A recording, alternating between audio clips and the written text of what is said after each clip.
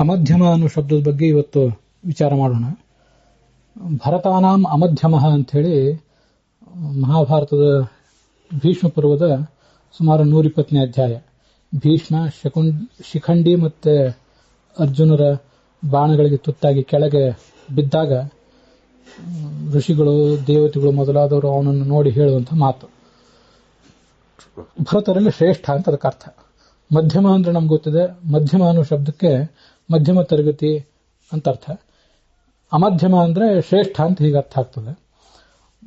ಅಲ್ಲಿ ಕೆಲವು ಕೋಶಗಳಲ್ಲಿ ಅಮಧ್ಯಮ ಅಂದ್ರೆ ಇಮ್ಮಾಡರೇಟ್ ಅಂತ ಅರ್ಥ ಬರೆದಿದ್ದಾರೆ. ಮಾಡರೇಟ್ ಅಥವಾ ಮೀಡಿಯೋಕರ್ ಅಂದ್ರೆ ಸಾಮಾನ್ಯವಾದ್ದು ಅಂತ ಅರ್ಥ.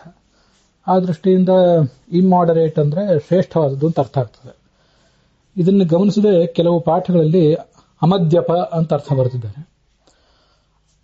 ಭರತರಲ್ಲಿ ಮದ್ಯಪಾನ ಮಾಡದೇ ಇರುವವನು, ಭರತ ಚಕ್ರವರ್ತಿಗಳಲ್ಲಿ ಮದ್ಯಪಾನ ಮಾಡದೇ ಇರುವವನು ಅಂತ ಅದಕ್ಕೆ ಒಂದು ಅನುವಾದವೂ ಕೂಡ ಕಾಣಿಸ್ತದೆ. ಕ್ಷತ್ರಿಯರಿಗೆ ಮದ್ಯಪಾನ ಮಾಡಲಿಕ್ಕೆ ಅನುಮಾನ ಇದೆ, ಸಮ್ಮತಿ ಇದೆ. ವ್ಯವಾಯ ಯಜ್ಞೆ ಮದ್ಯಂತು ಸೋಮಾತ್ಮಕತೆಯೇಷ್ಯತೆ ಕ್ಷತ್ರಿಯಾದೇಹೇ ನವಿಪ್ರಾಣ ವಿಪ್ರೋ ದೋಷೇಣ ಲಿಪ್ಯತೆ ಅಂತ ಅದರ ಒಂದು ಭಾಗವತ ತಾತ್ಪರ್ಯನೂ ಕೂಡ ಉಪಲಬ್ಧ ಇದೆ. ಸ್ತ್ರೀ ಪುರುಷ ಸಮಾಗಮ ಅನ್ನೋದೊಂದು ಯಜ್ಞ.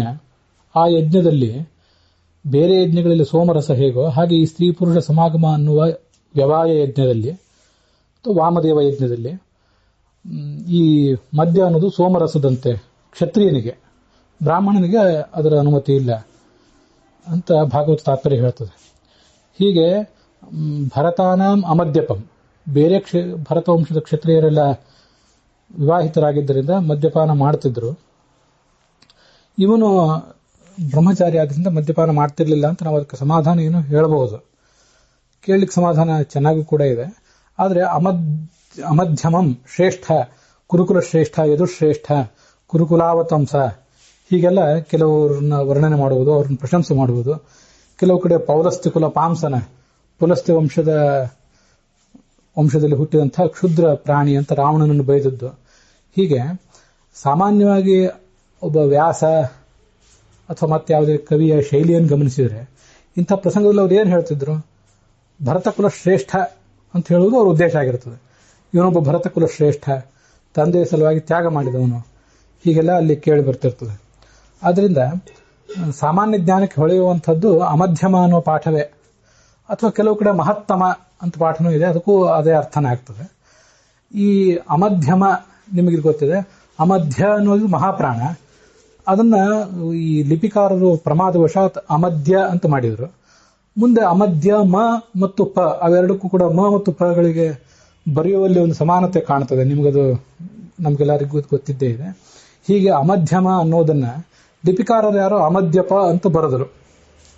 ಅದಕ್ಕೆ ಯಾರೋ ಒಬ್ಬರ ಅರ್ಥನೂ ಕೂಡ ಬರೆದರು.